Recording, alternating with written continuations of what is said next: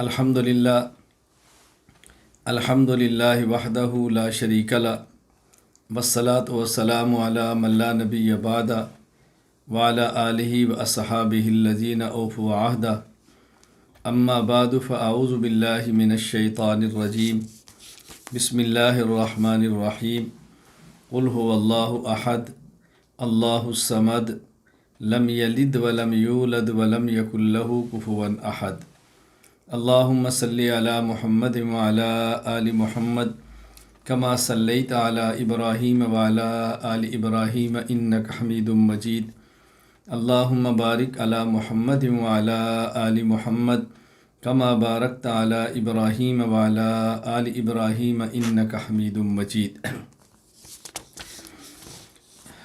ہم آج عقیدہ نصفیہ پر بات کریں گے اور ہماری خواہش ہوگی کہ جتنا جلدی ممکن ہو العقیدۃ النصفیہ کو ہم مکمل کریں۔ میں پہلے بھی گزارش کر چکا ہوں، پھر عرض کرتا ہوں کہ انشاءاللہ العزیز کتب عقائد اور متون میں جو دلائل ہیں ہم الفقہ الاکبر میں دیں گے انشاءاللہ۔ فی الحال میری کوشش ہوگی کہ ہم العقائد النصفیہ کا جو متن ہے اس کو اچھی طرح سمجھ لیں۔ اس کو عقیدۃ النصفیہ بھی کہتے ہیں، العقائد النصفیہ بھی کہتے ہیں، متن العقائد بھی کہتے ہیں، مختلف ناموں سے یہ کتاب معروف ہے۔ تو کوشش ہوگی ہماری اس متن کو حل کریں، متن کی عبارت کو حل کریں، باقی عقائد پر گفتگو تفصیل کے ساتھ انشاءاللہ ہم الفقہ الاکبر میں کریں گے انشاءاللہ العزیز۔ یہاں شروع میں ایک بات ذہن نشین فرما لیں کہ حضرت علامہ نصفی رحمہ اللہ کے نام سے 3 نام ہیں جو معروف ہیں۔ نمبر 1 امام ابو المعین میمون بن محمد بن معبد بن مکحول النصفی الحنفی رحمہ اللہ، وفات ہے ان کی 508 ہجری میں۔ ان کی کتاب ہے التمہید فی اصول الدین، یہ عقائد کے اندر کتاب ہے، التمہید فی اصول الدین عقائد میں ان کی کتاب ہے۔ نمبر 2 مفتی ثقلین امام نجم الدین ابو حفص عمر بن محمد بن احمد النصفی الحنفی رحمہ اللہ، وفات 537 ہجری۔ یہ جو ہم کتاب پڑھ رہے ہیں متن العقائد، یہ ان کی کتاب ہے۔ نمبر 3 علامہ حافظ الدین ابو البرکات عبداللہ بن احمد بن محمود النصفی الحنفی رحمہ اللہ تعالی، وفات 710 ہجری، معروف تفسیر قرآن کریم کی مدارک التنزیل و حقائق التاویل جو کہ تفسیر مدارک کے نام سے ہے، یہ ان علامہ نصفی رحمہ اللہ کی ہے۔ تو یہ ذہن میں رکھ لیں، جب ہم متن میں علامہ نصفی کہیں گے تو اس علامہ نصفی سے مراد اس کتاب کے مصنف ہیں امام نجم الدین ابو حفص عمر بن محمد بن احمد النصفی رحمہ اللہ، وفات 537 ہجری۔ چلیے متن شروع کرتے ہیں۔ قال اہل الحق حقائق الاشیاء ثابتۃ والعلم بها متحقق خلاف الاستفسطائیہ۔ اہل حق کا عقیدہ ہے کہ اشیاء کی حقیقتیں ثابت ہیں، اشیاء کی حقیقتوں علم ثابت اور محقق ہے۔ فرقہ سوفسطائیہ کا اس میں اختلاف ہے، وہ اشیاء کے حقائق کے وجود کا انکار کرتے ہیں۔ پہلی بات سمجھیں کہ حضرت نے فرمایا اہل سنت والجماعت ہی اہل حق ہیں۔ اہل سنت والجماعت کو اہل حق کہنے کی 2 وجہ ہیں۔ ایک وجہ کہ حق اللہ تعالیٰ کا نام ہے، اللہ تعالیٰ کی ذات اور صفات کو اہل سنت والجماعت صحیح معنوں میں بیان کرتے ہیں اور صحیح مطلب بیان کرتے ہیں۔ اللہ تعالیٰ کی ذات اور صفات کے متعلق صحیح موقف اہل سنت والجماعت کا ہے، اس لیے اہل سنت والجماعت کو اہل حق کہتے ہیں۔ نمبر 2 حق کا معنی ہے اعتدال، اہل حق کا معنی اعتدال والے، اہل سنت والجماعت ہی اعتدال والے ہیں، اس لیے ان کو اہل حق کہا جاتا ہے۔ میں نے کئی ایک مرتبہ یہ بات تفصیل سے کی ہے صراط مستقیم کو بیان کرتے ہوئے کہ ایک ہوتا ہے حد سے اتر جانا، ایک ہوتا ہے حد سے نکل جانا، ایک ہے حد سے اتر جانا، ایک ہے حد پہ رہنا، اور عربی میں کہتے ہیں حد سے گزر جانا، حد سے گزر جانا یہ ہے افراط، حد سے اتر جانا یہ ہے تفریط، اور حد پہ رہنا یہ ہے اعتدال۔ اسی طرح حد سے گزر جانا یہ الحاد ہے، حد سے اتر جانا یہ بدعات ہے، اور حد پہ رہنا یہ اہل سنت والجماعت ہے۔ تو اہل حق کو اہل اعتدال ہیں، اہل سنت والجماعت ہیں، اس لیے ان کو اہل حق کہا جاتا ہے، اور خود کو اہل حق کہنا چاہیے۔ بات اچھی طرح سے نشین فرما لیں، جب معاملہ عقیدے کا ہو تو خود کو حق پر کہنا اور مخالف کو باطل پر سمجھنا یہ ضروری ہے۔ جب معاملہ عقیدے کا ہو تو یہ اعتقاد رکھنا ضروری ہے کہ ہم اہل حق ہیں اور ہمارا مخالف اہل باطل ہے۔ اور جب معاملہ فروعی مسائل کا ہو، اجتہادیات کا ہو، مذاہب کا ہو، تو پھر یہ کہیں گے کہ ہم حق پر ہیں اور ہمارا مخالف خطا پر ہے اور اس میں حق کا احتمال ہے، اور ہم اہل حق ہیں اور ہمارے موقف میں خطا کا احتمال ہے۔ ہمارا مخالف اہل خطا ہے لیکن اس میں ثواب کا احتمال ہے۔ بات اچھی طرح سے نشین فرما لیں کہ جب مسئلہ عقیدے کا ہو تو پھر یہ کہنا ضروری ہے کہ ہم اہل حق ہیں اور ہمارا مخالف اہل باطل ہے۔ اور جب معاملہ عقائد کا نہ ہو، مسائل اجتہادیہ کا ہو، فروعی مسائل کا ہو، مذاہب کا ہو، تو پھر یہ کہیں گے کہ ہم اہل حق ہیں لیکن خطا کا احتمال ہے، اور ہمارا مخالف اہل خطا ہے اور اس میں حق یعنی ثواب کا احتمال ہے۔ تو عقائد میں گفتگو اور طرح سے ہے اور اجتہادیات میں گفتگو اور طرح سے ہے، اس کو اچھی طرح ذہن نشین فرما لیں۔ امام زین الدین بن ابراہیم بن محمد المعروف ابن نجیم الحنفی رحمہ اللہ، وفات 970 ہجری۔ حضرت فرماتے ہیں الاشباح والنظائر علی مذہب ابی حنیفۃ النعمان فائدۃ فی اعتقاد الانسان فی مذہبہ و مذہب غیرہ کے اندر اذا سئلنا عن مذہبنا و مذہب مخالفینا فی الفروع یجب علینا ان نجیب بان مذہبنا صواب یحتمل الخطا و مذہب مخالفینا خطا یحتمل الصواب لأنک لو قطعت القول لما صح قولنا ان المجتہد یخطئ و یصیب۔ جب ہم سے ہمارے مذہب کے بارے میں پوچھا جائے، مخالف کے مذہب کے بارے میں پوچھا جائے، مذہب سے مراد اجتہادی مسئلہ، تو لازم ہے کہ ہم یہ کہیں کہ ہمارا مذہب درست ہے لیکن خطا کا احتمال ہے۔ ہمارے مخالف کا مذہب یعنی اجتہادی مسئلہ، فروعی مسئلہ، مستنبط شدہ مسئلہ، یہ خطا ہے اور ثواب کا احتمال ہے۔ کیوں؟ اگر ہم یہ کہہ دیں کہ ہم ہی ثواب ہیں، خطا کا کوئی احتمال نہیں، مخالف خطا پر ہے، درست ہونے کا کوئی احتمال نہیں، تو یہ کہنا پھر غلط ہوگا کہ مجتہد کبھی مصیب ہوتا ہے، کبھی مخطئ ہوتا ہے۔ جب مجتہد سے کبھی خطا ہوتی ہے اور کبھی ثواب درست مسئلہ نکالتا ہے تو ظاہر ہے پھر کبھی ہم ثواب کریں، کبھی خطا پر بھی ہو سکتے ہیں۔ وَإِذَا سُئِلْنَا عَن مُعْتَقَدِنَا وَمُعْتَقَدِ خُصُومِنَا فِي الْعَقَائِدِ يَجِبُ عَلَيْنَا أَن نَّقُولَ الْحَقُّ مَا نَحْنُ عَلَيْهِ وَالْبَاطِلُ مَا عَلَيْهِ خُصُومُنَا۔ اور جب ہم سے پوچھا جائے ہمارے عقائد اور ہمارے مخالف کے عقائد کے بارے میں تو ہمارے اوپر لازم ہے، واجب ہے کہ ہم کہیں حق وہ ہے جس پر ہم ہیں اور باطل وہ ہے جس پر مخالف ہے۔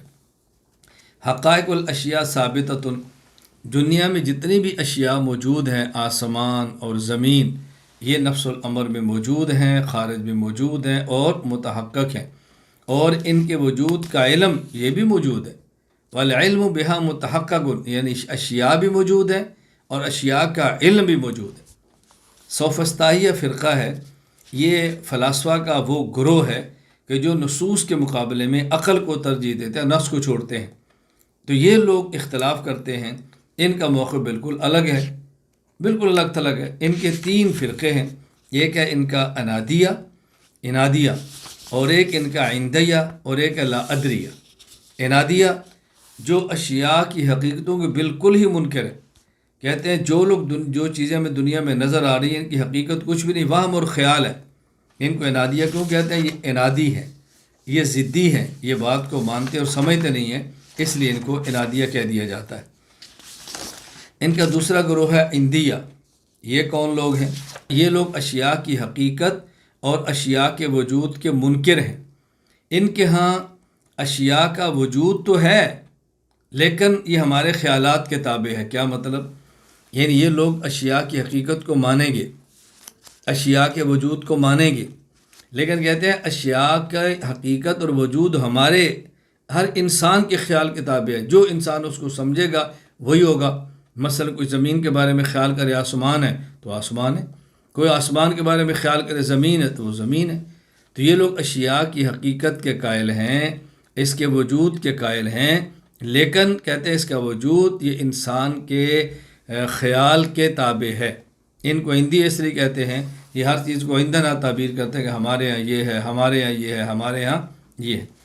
تیسرا فرقہ ان کا لا ادریہ، یہ لوگ اشیاء کے ثبوت عدم ثبوت میں شک کے قائل ہیں۔ اشیاء موجود ہیں، پتہ نہیں موجود، پتہ نہیں، اس لیے ان کو لا ادریہ کہتے ہیں کہ یہ ہر چیز میں لا ادری کہتے ہیں کہ مجھے پتہ نہیں۔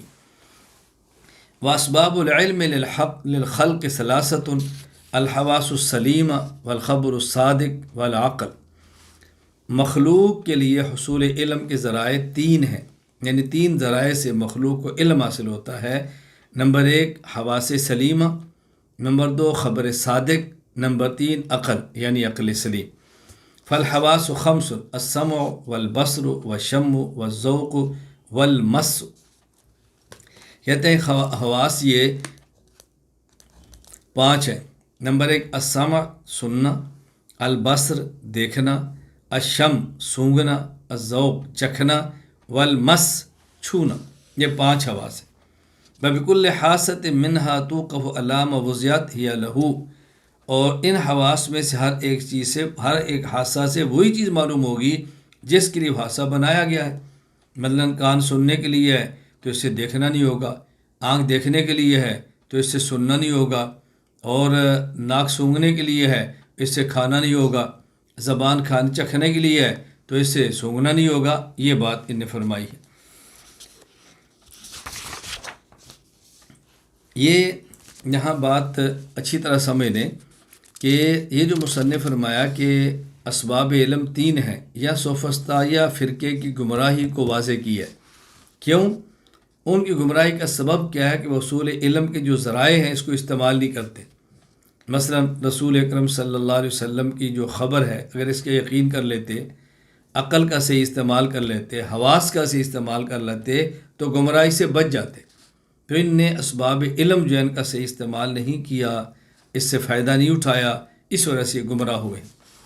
یہاں بات اچھی طرح سمجھ لیں کہ یہ جو ہم کہتے ہیں نا حواس 5 ہیں، ان حواس سے مراد اعضاء نہیں ہیں، بلکہ یہاں حواس سے مراد وہ 5 قوتیں ہیں جو ان اعضاء میں موجود ہوتی ہیں۔ مثلا ہم کہتے ہیں ایک حادثہ کون سا ہے؟ سمع سننا، اس سے مراد ہے قوت سامعہ، یعنی وہ قوت جو انسان کے کان میں اللہ نے سننے کی رکھی ہے۔ اس کا مطلب کان نہیں، بلکہ کان کے اندر جو قوت ہے اسے کہتے ہیں حاسہ۔ اسی طرح قوت باصرہ، اس کا معنی آنکھ نہیں، آنکھ میں جو دیکھنے کی قوت ہے وہ ہے۔ قوت شامہ سونگھنا، قوت شامہ سے مراد ناک نہیں، ناک میں جو سونگھنے کی طاقت ہے وہ ہے۔ قوت ذائقہ چکھنا، اس سے مراد زبان نہیں ہے، زبان میں جو اللہ نے صلاحیت چکھنے کی رکھی ہے اس سے مراد وہ ہے۔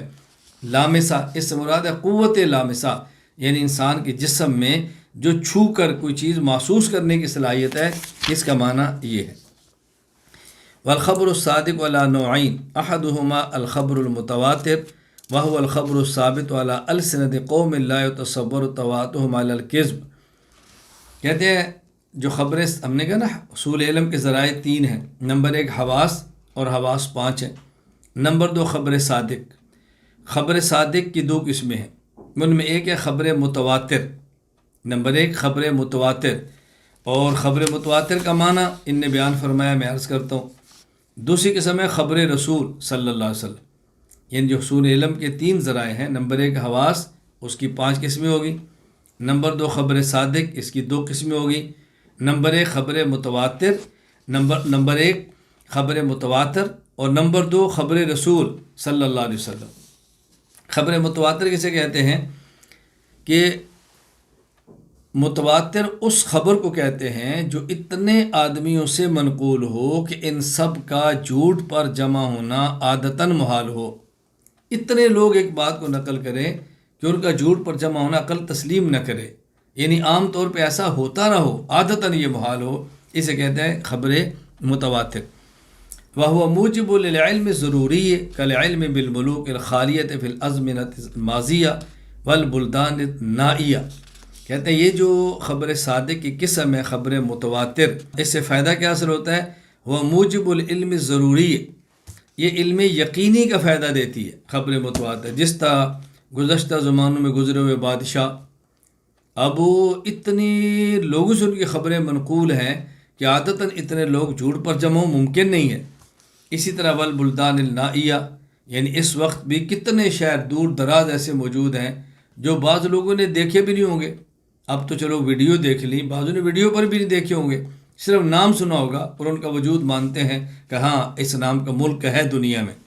تو خبر متواتر کا فائدہ اس سے علم ضروری اور علم یقینی حاصل ہوتا ہے، یہ اچھی طرح ذہن نشین فرما لیں۔ نمبر 2، خبر رسول صلی اللہ علیہ وسلم، اس سے مراد کیا ہے؟ خبر النوع الثانی خبر الرسول صلی اللہ علیہ وسلم المؤید بالمعجزۃ وهو یوجب العلم الاستدلالیہ۔ دوسری قسم پیغمبر صلی اللہ علیہ وسلم کی خبر ہے، وہ پیغمبر جس کی رسالت معجزہ سے ثابت ہو۔ خبر رسول سے علم استدلالی حاصل ہوتا ہے۔ والعلم الثابت به یضاہی العلم الثابت بالضرورۃ فی التیقن والاثبات، اور وہ علم جو اس خبر رسول سے حاصل ہوتا ہے یہ علم یقین اور مضبوطی میں علم بدیہی کی طرح ہے، یعنی جس طرح خبر متواتر سے جو علم حاصل ہوتا ہے وہ یقینی ہے، اسی طرح خبر رسول سے جو علم حاصل ہوتا ہے وہ بھی یقینی ہے۔ تو دونوں سے یقین کا فائدہ حاصل ہوتا ہے، ظن اور گمان کا فائدہ حاصل نہیں ہوتا۔ یہاں ان نے جو بات فرمائی ہے اچھی طرح سمجھ لیں، اس سے جو علم حاصل ہے وہ علم استدلالی ہے۔ علم استدلالی کا مطلب کیا ہے؟ علم استدلالی کا مطلب یہ ہوتا ہے کہ ایسا علم کہ جو چند باتیں ذہن میں رکھنے سے ایک نتیجہ نکلتا ہے، اس کو علم استدلالی کہتے ہیں۔ مثلا ابھی ہم نے جو بات کی ہے خبر رسول سے مراد کیا ہے؟ المؤید بالمعجزہ۔ پہلی بات یہ ذہن میں رکھیں، یہ اس شخص کی خبر ہے جس نے نبوت کا دعویٰ کیا ہے۔ نمبر 2، اس کا دعوی نبوت دلائل سے ثابت ہے۔ نمبر 3، جو شخص دعوی نبوت کرے، دعوی نبوت اس کا دلائل سے ثابت ہو تو اس کی بات سچی بھی ہوتی ہے۔ اب دیکھو اس میں صغرا اور کبرا اور مقدمات کو ملانا پڑا نا، اسے کہتے ہیں علم استدلالی۔ تو خبر رسول صلی اللہ علیہ وسلم علم یقینی کا فائدہ دیتا ہے، اور خبر رسول سے حاصل ہونے والا علم یہ علم استدلالی ہوتا ہے۔ علم استدلالی کسے کہتے ہیں؟ وہ میں نے عرض کیا جس میں چند باتیں ذہن میں رکھ کر نتیجہ نکالتے ہیں۔ نمبر 1، اس شخص کی خبر ہے جس نے دعوی نبوت کیا ہے۔ نمبر 2، دعوی نبوت دلائل سے ثابت ہے۔ نمبر 3، جو دعوی نبوت کرے اور اس کا دعوی نبوت دلائل سے ثابت ہو تو اس کی بات سچی ہوتی ہے، یہ ہے علم استدلالی۔ اما العقل فهو سبب للعلم ایضا وما ثبت منه بالبداہۃ فهو ضروری كالعلم بأن كل شيء اعظم من جزئه وما ثبت منه بالاستدلال فهو اکتسابی۔ عقل سلیم بھی حصول علم کے حصول کا سبب ہے۔ عقل کے ذریعے جو علم بغیر غور و فکر کے حاصل ہو وہ یقینی ہوتا ہے، جیسے اس بات کے علم کہ ہر چیز کا کل اس کے جز سے بڑا ہے۔ ہر چیز کا کل اس کے جز چھوٹا ہوگا اور کل بڑا ہوگا نا۔ اب یہ عقلی بات ہے، بدیہی بات ہے۔ اور جو علم غور و فکر سے حاصل ہو وہ اکتسابی ہے۔ اب پہلی بات سمجھیں، عقل سلیم سے مراد کیا ہے؟ عقل سلیم کسے کہتے ہیں؟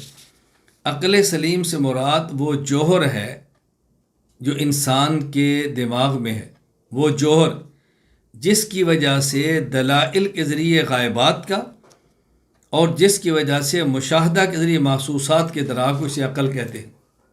عقل کی تعریف، عقل سے مراد وہ جوہر ہے جس کی وجہ سے دلائل کے ذریعے غائبات کا اور مشاہدہ کے ذریعے محسوسات کا ادراک ہو، اس کا نام ہے عقل۔ ایک بات۔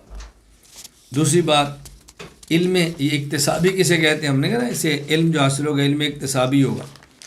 علم اکتسابی کہتے ہیں جو علم دلیل میں غور و فکر کرنے سے حاصل ہو وہ ہے علم اکتسابی۔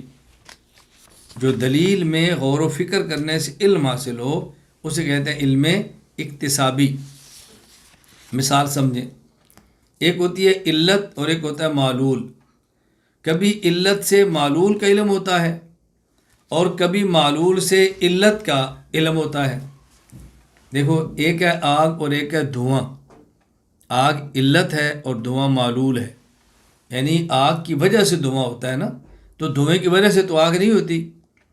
تو دھواں آگ علت ہے اور دھواں معلول ہے، یعنی آگ کی وجہ سے دھواں ہوتا ہے۔ توجہ رکھیے اب کبھی علت سے معلول پر استدلال ہوگا۔ مثلا جب آگ دیکھیں گے تو یقین ہوگا بھی یہ دھواں ہے۔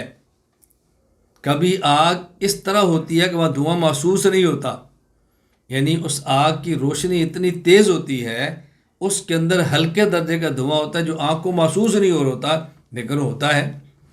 تو کبھی آگ کی وجہ سے آپ دھوئیں کا یقین کریں گے اور کبھی یہ علت سے معلول ہوگا۔ کبھی دھواں دیکھیں گے تو آگ کا یقین ہوگا، دھواں نظر آ رہا ہے، آگ نظر نہیں آ رہی، ہم سمجھیں گے یہاں آگ ہے، چونکہ دھواں بغیر آگ کے نہیں ہوتا، اس کا مطلب آگ ہے۔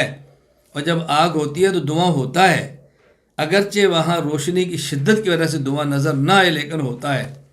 تو میں عرض کر رہا ہوں کہ عقل سلیم سے جو علم حاصل ہوتا ہے وہ علم استدلالی ہے، وہ علم اکتسابی ہے۔ علم اکتسابی اس علم کو کہتے ہیں جو غور اور فکر سے حاصل ہو۔ یہ بات اچھی طرح ذہن نشین فرما لیں۔ یہاں ایک سوال ہے کہ مصنف رحمۃ اللہ علیہ فرماتے ہیں اما العقل فهو سبب للعلم ایضا، یہ کیا بات کہنے کی ضرورت کیا تھی؟ میں نے آپ سے پہلے کہا میں متن حل کر رہا ہوں، یعنی جب مصنف نے فرما دیا کہ اصول علم کے ذرائع 3 ہیں، نمبر 1 حواس، نمبر 2 خبر صادق، نمبر 3 عقل۔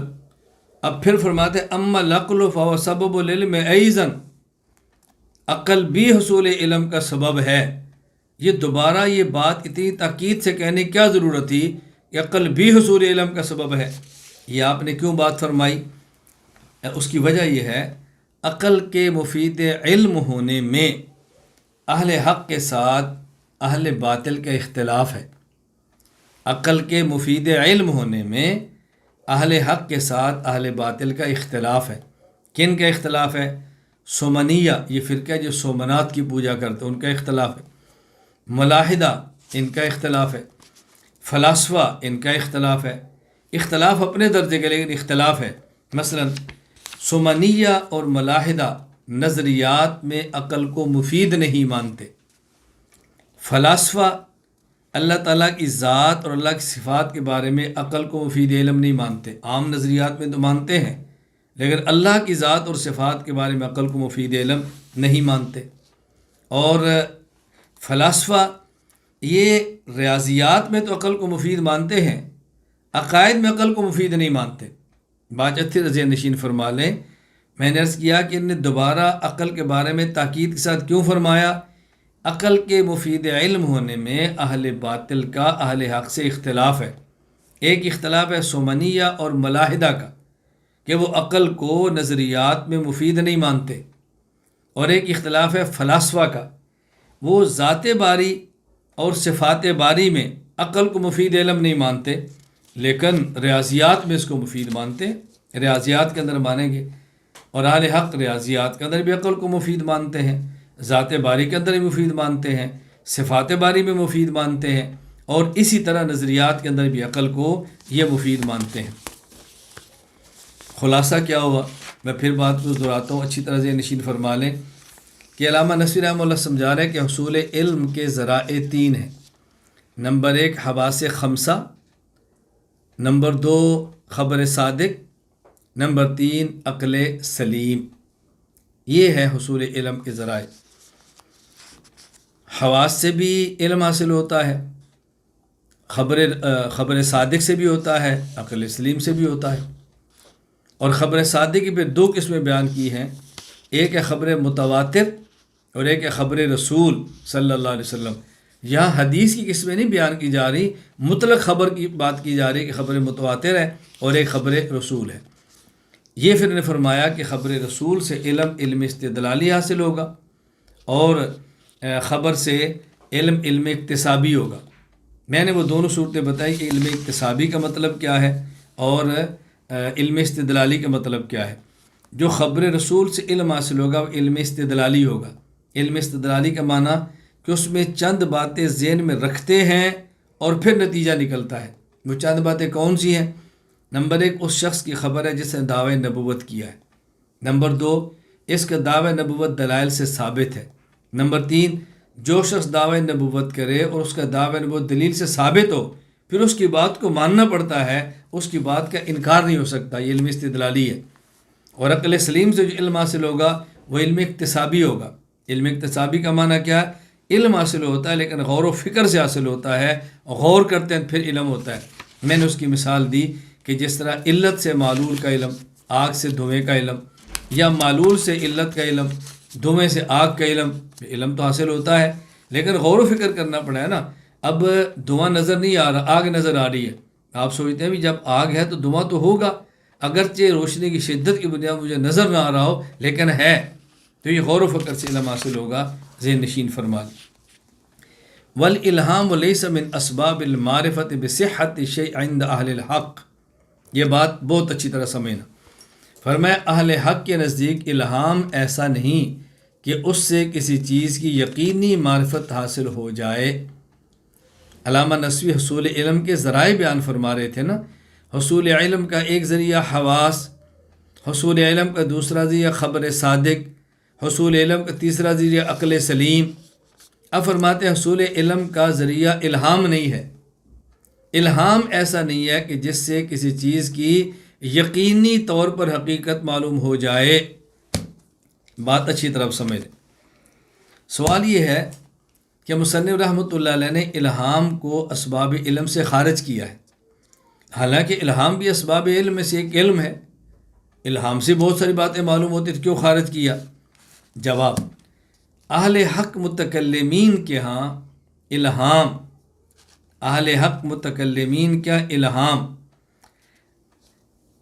علم کے اسباب میں سے نہیں، اس لیے اس کو اسباب علم میں شامل نہیں کیا۔ یہ اسباب علم میں کیوں نہیں ہے؟ اس لیے کہ الہام کا معنی ہوتا ہے اللہ کی طرف سے بطور فیض کسی امتی کے دل میں کوئی چیز آ جانا۔ اب پہلی بات سمجھیں کہ جو امتی کے دل میں آئی ہے اس پر کیا یقین ہے کہ یہ اللہ کی طرف سے ہے، شیطان کی طرف سے ہے، نفس کی طرف سے ہے، اس پر کیا یقین ہے؟ اس لیے ہم الہام کو موصول علم کا سبب قرار نہیں دے سکتے کہ اس میں یقین نہیں ہے۔ یہ بات اچھی طرح ذہن نشین فرما لیں۔ آپ نے دیکھا ہوگا کہ ہمارے اکابر، ہمارے اسلاف کوئی ایک رائے پیش فرمائیں جو قرآن کریم میں حدیث مبارک میں صراحتاً نہ ہو، وہ کیا فرماتے ہیں؟ یہ بات میرے دل میں آئی ہے، ان کان الصواب فمن اللہ و ان کان الخطا فمن الشیطان، یہ میرے دل میں ایک بات آئی ہے، اگر یہ درست ہے تو اللہ کی جانب سے ہے اور اگر غلط ہے تو شیطان کی جانب سے ہے۔ وہ یقینی طور پر نہیں کہتے کہ یہ بات جو میرے دل میں آئی ہے یہ اللہ کی طرف سے۔ بات ذہن نشین فرما لیں کہ الہام کو اسباب علم میں شامل کیوں نہیں کیا؟ اس لیے کہ الہام ہے امتی کے دل میں فیض کا آنا، اور اس پر یقین نہیں ہے کہ یہ اللہ کی طرف سے ہے یا شیطان کی طرف سے ہے امتی کے لیے، تو اس کو علم کا سبب قرار نہیں دے سکتے۔ یہ بات اچھی طرح ذہن نشین فرمائے۔ اچھا، اس پر ایک سوال ہے کہ الہام کے بارے میں علامہ نسوی فرماتے ہیں کہ یہ اسباب معرفت میں سے نہیں ہے، اسباب علم میں سے نہیں ہے۔ تو سوال یہ ہے کہ حدیث پاک میں تو ایسی احادیث ملتی ہیں کہ جس سے بظاہر سمجھ آتی ہے کہ الہام بھی علم کے اسباب میں سے ہے۔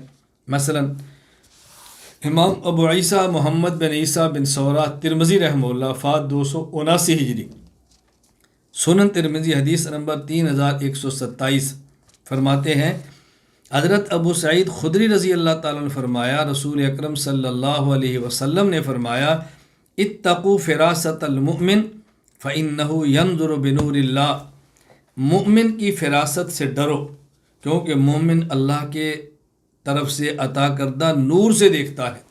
تو یا تو معلوم ہو رہا ہے کہ مومن کی فراست اللہ کی طرف سے ہے تو اسے ڈرنا چاہیے۔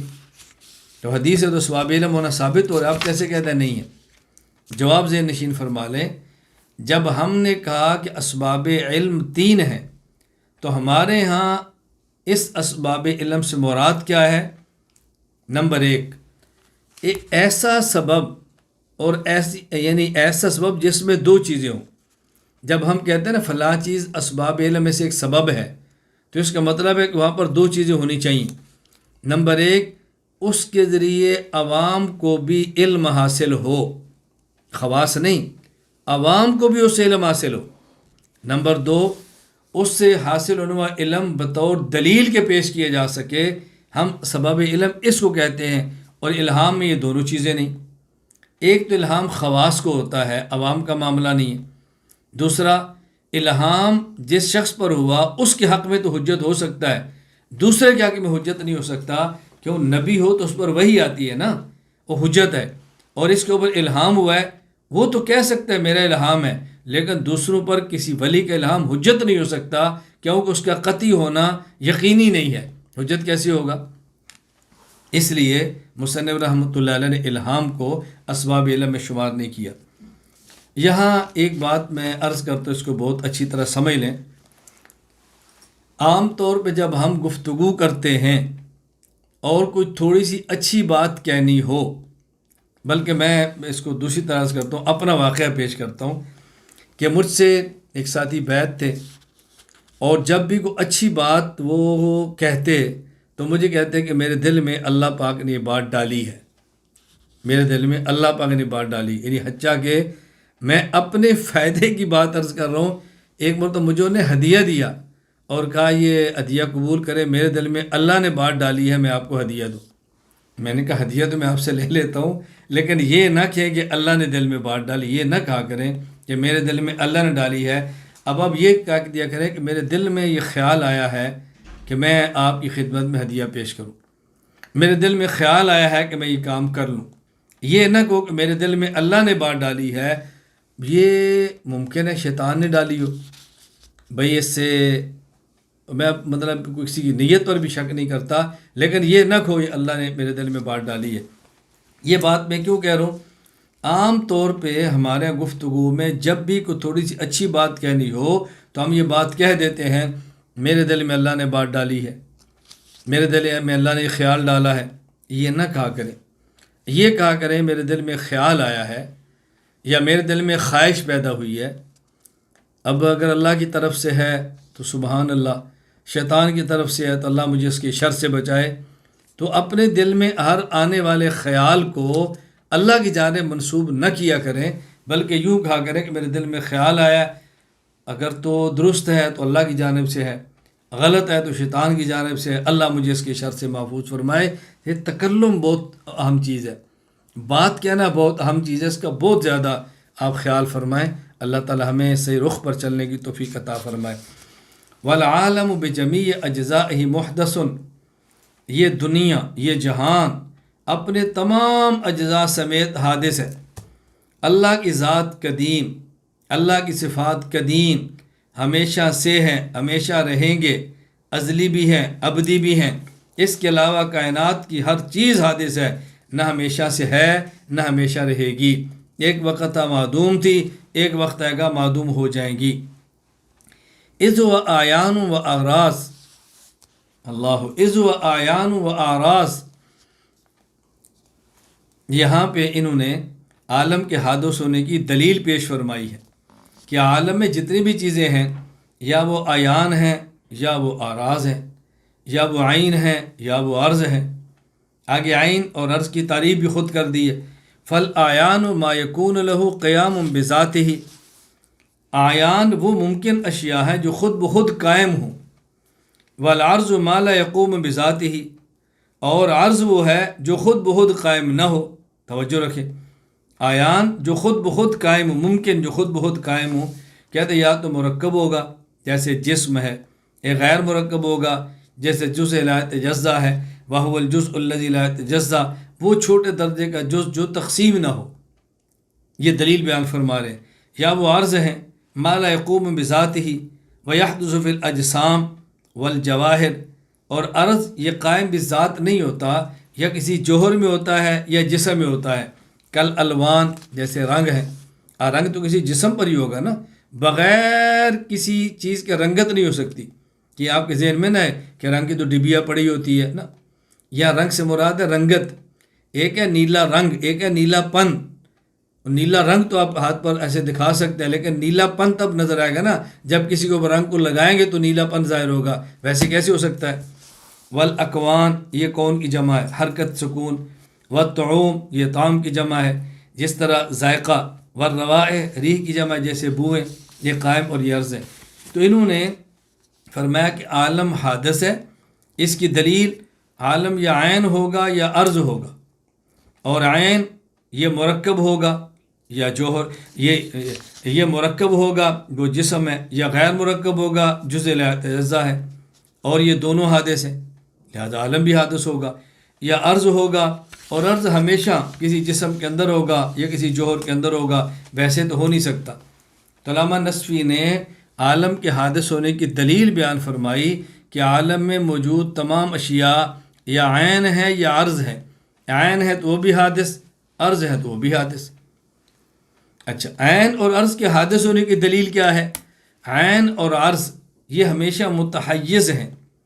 متحیز یعنی کسی نہ کسی مکان کے اندر ہوتے ہیں، اور متحیز یعنی کسی مکان میں ہونا یہ حادث ہونے کی دلیل ہے. مکان حادث ہے تو جو مکان میں ہوگا وہ بھی حادث ہے، لہذا عالم حادث ہے. عین اور عرض کسے کہتے ہیں؟ علامہ نے اس کی تعریف کر دی ہے. میں مزید عرض کرتا ہوں. علامہ سعد الدین تفتزانی رحمہ اللہ تعالی وفات 791 ہجری، شرح العقائد النصفیہ میں یہ فرماتے ہیں ان یتحیز بنفسہ غیر تابع تحیزہ لتحیز شیء آخر. عین اس ممکن کو کہتے ہیں جو قائم بالذات ہو اور کسی جگہ میں ہونے میں کسی دوسرے کا محتاج نہ ہو. عرض کی تعریف مولانا سید شاہ حسن دیوبندی رحمہ اللہ وفات 1391 ہجری، احسن الفوائد فی شرح الفقہ الاکبر میں فرماتے ہیں کل ممکن لہ قیام بالغیر ای یکون تحیزہ تابع لتحیز الغیر. عرض اس ممکن کو کہتے ہیں جو کسی دوسری چیز کی وجہ سے قائم ہو، یعنی اس کا کسی جگہ میں ہونا کسی دوسرے کے تابع ہو. والمحدث للعالم هو اللہ تعالی الواحد القدیم القادر الحی العلیم السمیع البصیر الشائی المرید. عالم کے پیدا کرنے والے اللہ تعالیٰ ہے، اس جہان کو پیدا کرنے والا یہ اللہ ہے. جب یہ بات ثابت ہو چکی ہے کہ عالم حادث ہے، تو حادث کے لیے کسی محدث، کسی صانع، کسی پیدا کرنے والے کا ہونا ضروری ہے، کیونکہ یہ عالم ممکن ہے، اور ممکن میں وجود اور عدم دونوں برابر ہوتے ہیں. وہاں وجود کے لیے کوئی مرجع چاہیے، یعنی آپ وجود کی جانب کو ترجیح دو گے تو پھر وجود ہوگا، اور وہ جو مرجع ہے اسی کا نام اللہ ہے، وہی محدث ہے، وہی صانع ہے. عالم یہ ممکن ہے، ممکن میں وجود عدم دونوں برابر ہوتے ہیں. وہاں وجود کے لیے کوئی مرجع چاہیے. اگر کوئی وجہ ترجیح نہ ہو تو ترجیح بلا مرجع ہوگی نا، کوئی توجہ. اور جو مرجع ہے وہ کون ہے؟ وہ صانع ہے، وہ محدث ہے، وہ اللہ تعالیٰ کی ذات ہے. آگے انہوں نے اللہ تعالیٰ کی چند ایک صفات کا ذکر فرمایا ہے. اللہ واحد ہیں، اللہ قدیم ہیں، اللہ قادر ہیں، اللہ حی ہیں، اللہ علیم ہیں، اللہ سمیع ہیں، اللہ بصیر ہیں، اللہ شائی چاہنے والے ہیں. مشیت سے مرید، ارادہ سے اللہ تعالیٰ مرید ہے. مرید کا معنی وہ نہیں جو دنیا میں ہے پیر اور مرید، بلکہ یہاں مرید سے مراد ہے ارادہ کرنے والا، چاہنے والا، یہ اسی کو مرید کہتے ہیں. دنیا میں شیخ سے بیعت کرنے والے شخص کو بھی مرید اس لیے کہتے ہیں کہ وہ ارادہ کرتا ہے اپنی اصلاح کا، ارادہ کرتا ہے خود کو بدلنے کا، اس لیے مرید کہتے ہیں. اگر کوئی شخص بیعت کر لے اور اصلاح نہ کرنا چاہتا ہو تو مرید نہ ہوا. اگر کوئی شخص اصلاح کے بغیر آئے وہ مرید کیسے ہوا؟ تو مرید وہ ہوتا ہے دنیا میں پیر اور مرید میں جو اصلاح کے ارادہ ہو، زندگی بدلنے کا ارادہ ہو، اپنے اندر تبدیلی پیدا کرنا چاہتا ہو، وگرنہ ارادے کا معنی ہوتا ہے چاہنے والا. لیس بعارض ولا جسم ولا جوہر ولا مصور ولا محدود ولا معدود ولا متبعض ولا متجز ولا مترکب. اللہ تعالیٰ عرض نہیں، اللہ تعالیٰ جسم نہیں، اللہ تعالیٰ جوہر نہیں، اللہ تعالیٰ شکل و صورت والے نہیں، اللہ تعالیٰ محدود نہیں، اللہ تعالیٰ عدد والے نہیں، اللہ تعالیٰ حصوں والے نہیں، اللہ اجزاء والے نہیں، اور اللہ تعالیٰ مرکب نہیں۔ اللہ اکبر۔ ولا متناہن ولا یوسف بالماہیت ولا بالکیفیہ، اللہ تعالیٰ متناہی نہیں ہے، اللہ پاک ماہیت کے ساتھ متصف نہیں کہ کوئی ان کا ہم جنس ہو، ایسا نہیں ہے، اور نہ ہی کیفیت کے ساتھ متصف ہے۔ ولا یتمکن فی مکان ولا یجری علیہ زمان ولا یشبہ شیء ولا یخرج عن علمہ وقدرتہ شیء، اللہ تعالیٰ کسی خاص مکان میں نہیں، اللہ تعالیٰ پر کوئی زمانہ نہیں گزرتا، اللہ تعالیٰ کے مشابہ کوئی چیز نہیں، اور نہ ہی اس کے علم اور قدرت سے کوئی چیز باہر ہے۔ وَلَهُ صِفَاتٌ أَزْلِيَّةٌ قَائِمَةٌ بِذَاتِ، اللہ تعالیٰ کی صفات ازلی ہیں جو اللہ کی ذات کے ساتھ قائم ہیں۔ وَهِيَ لَا هُوَ وَلَا غَيْرُهُ، اللہ تعالیٰ کی صفات نہ اللہ کا عین ہے اور نہ اللہ تعالیٰ کی صفات اللہ تعالیٰ کا غیر ہے۔ تو اللہ تعالیٰ کی صفات ازلی ہے، یہ ماننا پڑے گا، کیوں؟ جب اللہ کی ذات ازلی ہے، اللہ کی صفات بھی ازلی ہے۔ اگر آپ اللہ کی ذات کو ازلی مانیں، صفات کو ازلی نہ مانیں، تو پھر اللہ کا بغیر صفات کمال کیوں نہ لازم آئے گا؟ اور یہ عیب ہے، اللہ تو تمام عیوب سے پاک ہے۔ اللہ تعالیٰ کی صفات نہ اللہ کا عین ہے نہ اللہ کا غیر ہے۔ کیوں؟ عین کسے کہتے ہیں اور غیر کسے کہتے ہیں؟ دو چیزوں کے مفہوم کا مصداق ہر اعتبار سے ایک ہو تو یہ عین ہے، اور ایک دوسرے کے بغیر ہو سکے تو یہ غیر ہے۔ اللہ کی صفات میں دونوں چیزیں نہیں۔ کیوں؟ توجہ رکھنا، دو چیزوں کے مفہوم کا مصداق ہر اعتبار سے ایک ہو تو یہ ہے عین، اور دونوں میں سے ایک دوسرے کے بغیر ہو سکے تو یہ ہے غیر۔ اب اللہ تعالیٰ کی صفات اللہ تعالیٰ کا عین کیوں نہیں؟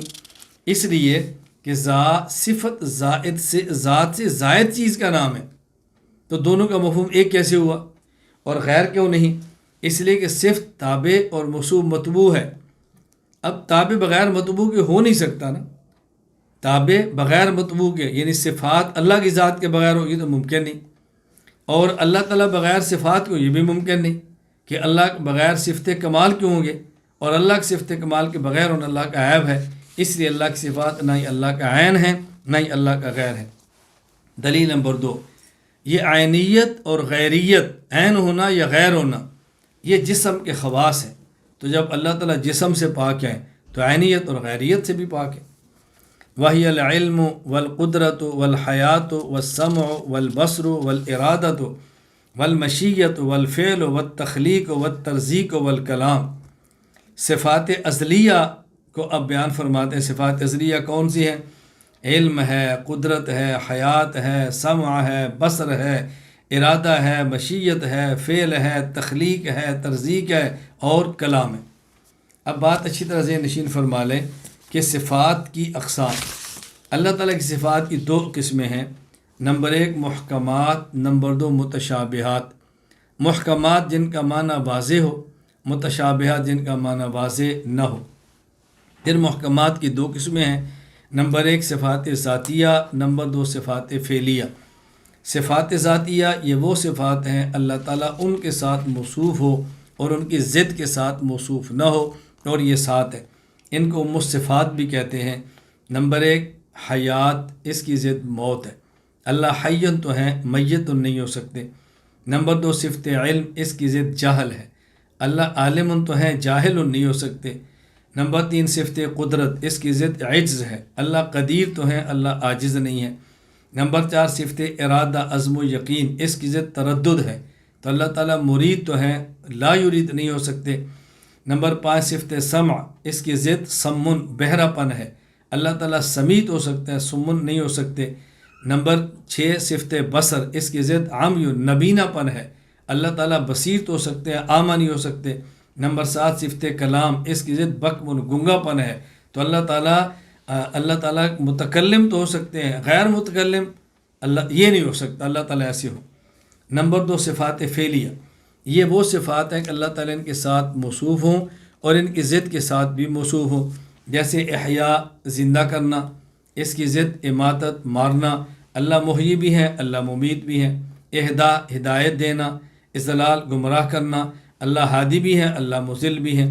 اعزاز عزت دینا، اضلال ذلیل کرنا، اللہ معز بھی ہیں اور اللہ مذل بھی ہیں۔ تو یہ اللہ تعالیٰ کی صفات فعلیہ ہے۔ متشابہات کی دو قسمیں ہیں، غیر معلوم المعنی، غیر معلوم المراد۔ لغوی معنی معلوم نہ ہو، مراد شرعی بھی معلوم نہ ہو، جیسے حروف مقطعات الف لام میم وغیرہ۔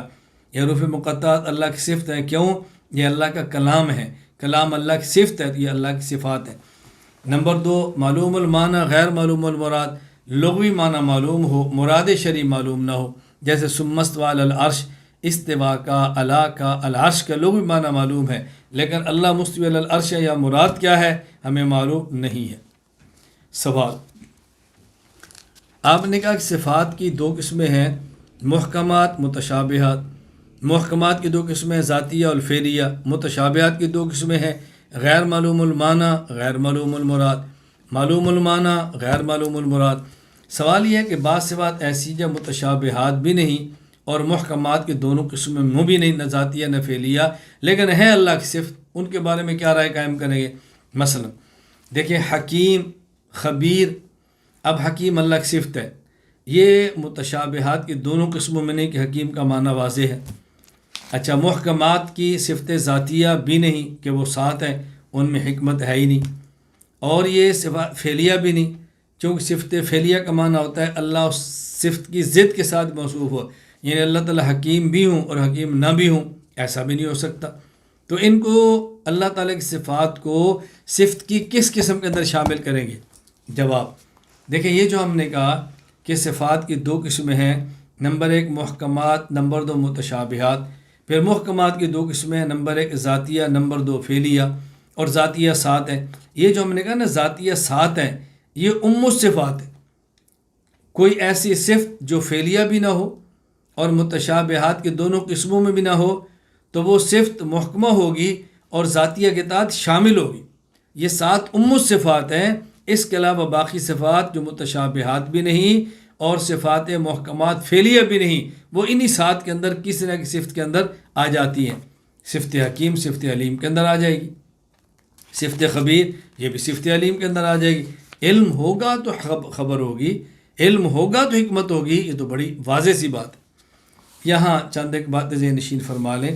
نمبر 1، اشاعرہ کے نزدیک صفات ذاتیہ 7 ہیں، حیات، علم، قدرت، ارادہ، سماع، بصر اور کلام، جبکہ ماتریدیہ کے نزدیک صفات ذاتیہ 8 ہیں، حیات، علم، قدرت، ارادہ، سماع، بصر، کلام اور تکوین۔ دوسری بات سمجھیں، اشاعرہ صفت تکوین کو مستقل صفت ماننے کی بجائے صفت قدرت میں شامل کرتے ہیں، اور ماتریدیہ صفت قدرت کو الگ اور صفت تکوین کو الگ بیان کرتے ہیں۔ تکوین الگ ہے، قدرت الگ ہے، اور اشاعرہ صفت تکوین کو قدرت کے تحت مانتے ہیں۔ تیسری بات، یہ جو اشاعرہ اور ماتریدیہ کے اختلاف ہے، یہ نزاع لفظی ہے، نزاع حقیقی نہیں، کیونکہ دونوں فریق صفت تکوین کو صفت مانتے ہیں۔ فرق اتنا ہے کہ مستقل مانیں گے یا قدرت کے تحت مانیں گے، یہ نزاع لفظی ہے، نزاع حقیقی نہیں ہے۔ سوال، یہاں ایک بات اور بھی سمجھ لیں کہ صفت قدرت اور تکوین میں فرق کیا ہے۔ صفت قدرت کا معنی ہوتا ہے ہو سکنا، اور صفت تکوین کا معنی ہوتا ہے ہو جانا۔ بس صفت قدرت کا معنی قادر ہونا، اور صفت تکوین کا معنی جس پر قادر ہے وہ کام کر دینا۔ بس یہ دونوں میں فرق ہے، ذرا اس کو ذہن نشین فرما لیں۔ سوال یہ ہے کہ علامہ نصفی رحمۃ اللہ علیہ نے صفات ذاتیہ 9 بیان کی ہیں، اور ہم بیان کر رہے ہیں کہ صفات ذاتیہ 7 ہیں۔ علامہ نصفی رحمۃ اللہ علیہ نے 9 بیان فرمائی ہیں، اور ہم نے کہا کہ صفات ذاتیہ 7 ہیں۔ دیکھیں، علم، قدرت، حیات، سماع، بصر، ارادہ، مشیت، فعل، تخلیق، ترجیح، کلام، 11۔ سوال، علامہ نصفی رحمۃ اللہ علیہ نے صفات ذاتیہ 11 بیان کی ہیں، جبکہ صفات ذاتیہ یہ 7 ہیں، تو 11 کیسے بیان فرمائیں؟ جواب اس کا آپ کو گزشتہ گفتگو سے سمجھ آ گیا ہوگا کہ صفات ذاتیہ یہ 11 سب صفات ذاتی ہیں، ان میں الصفات یہ 7 ہے، باقی صفات بھی صفات ذاتیہ ہیں لیکن الصفات صرف 7 ہے۔ اور مصنف رحمہ اللہ تعالیٰ نے یہاں پر صرف صفات محکمات کو بیان فرمایا ہے اور متشابہات کو بیان نہیں فرمایا۔ علامہ نصفی رحمۃ اللہ علیہ نے متشابہات کو یا بیان نہیں فرمایا، صرف محکمات کو بیان فرمایا ہے۔ ہم انشاءاللہ تفصیل کے ساتھ الفقہ الاکبر میں متشابہات کا ذکر بھی کریں گے، اور مزید مستقل میری اس پر کتاب توحید باری تعالیٰ سبق بھی ہے، فائل بھی ہے، آپ اس میں اس کی تفصیل ملاحظہ فرما سکتے ہیں۔